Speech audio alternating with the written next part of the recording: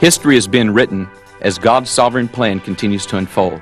On December 3rd, 1999, another chapter was added to the spiritual history book on Houston, Texas. Only God knew that one day young Roy Lee Kossie would see with his eyes what his heart had cried out for.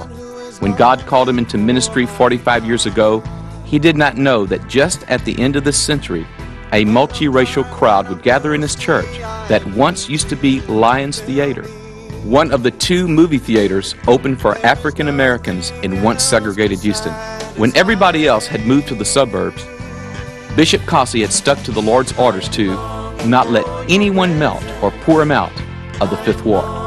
Just a few years later, this general in God's anonymous army had a dream. In my dream, the church was filled by a multiracial group of people. The crowd spread to the balcony and even spilled along the side walls of the church toward the podium. While I was still working on the building, the sanctuary began to be filled with people. I wanted to get out of my work clothes so that I could start the service. But by the time I arrived, everything had already been done. All I had to do was to sit back and enjoy what God was about to do. With my voice, I will always praise your name. With my eyes, I hunger to see your spirit. In 1988, in another part of the city, Doug Stringer, an Asian American and a handful of Houston ministers of different races, started digging the wells for revival by pulling down strongholds through Jericho drives around the city. But I believe we're supposed to have a multi-ethnic group of leaders drive around the 610 loop 7 times and pull down the separation, the division, come across racial, denominational lines, and lift up the name of Jesus, pull down the uncircumcised Goliath spirit over Houston. That was in 1988. In yet another part of town, Bishop Kossie's daughter, Dr. Karen Kossie, had a dream. In my dream, I saw a multiracial crowd of people marching westward on Lyons Avenue in the direction of the Latter-day Revival Center, where my father is founder and pastor. I was surprised not only by the size and composition of the crowd, given our predominantly African-American surroundings, but I was also surprised by the enthusiastic, uninhibited manner in which everybody was praising God. As I surveyed the crowd, however, the spiritual lens through which I watched the procession zoomed in on an Asian man. Though his eyes were closed in prayerful reverence and his hands and face were lifted toward heaven, his centrality and import were very evident to me. When I learned many years later that Doug Stringer was bringing a multiracial crowd to my father's church, I realized then and only then that the Asian man in my dream was him. You filled my heart with joy, my mouth with laughter. Almost 11 years later, at the appointed time, God's sovereign hand pulled the pieces of the puzzle together and these dreams became reality. On December 3rd, 1999, Doug Stringer and Turning Point Ministries International gathered a multiracial crowd at Bishop Kossie's church in the 5th Ward of Houston for a time of reflection, repentance, reconciliation, and restoration.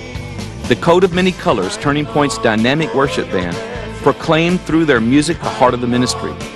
Being a microcosm of the ministry's DNA and representing different races, they ministered throughout the night as reconciliation took place, people asking forgiveness for the sins of racial discrimination.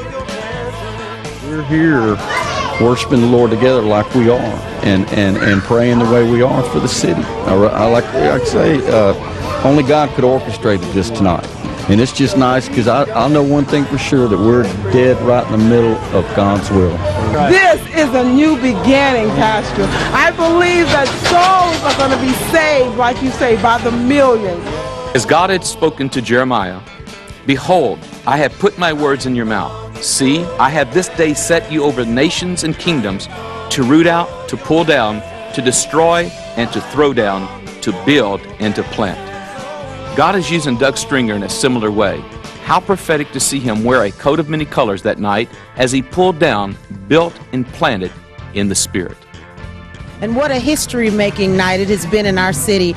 I know that Houston will never, ever be the same.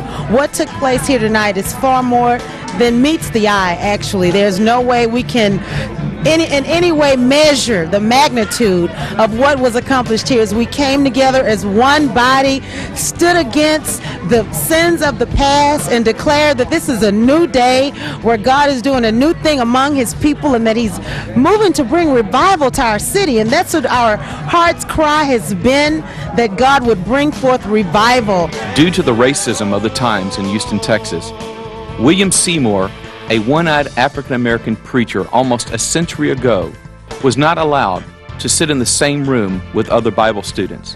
In fact, he had to participate by sitting outside the screen door. But William Seymour was called to Los Angeles by another church, and there, at the Azusa Street Mission, revival happened. It is 100 years later, and we will not miss another opportunity in Houston to dig the wells of revival and to become a city of hope, a city set upon a hill whose light will not be hidden.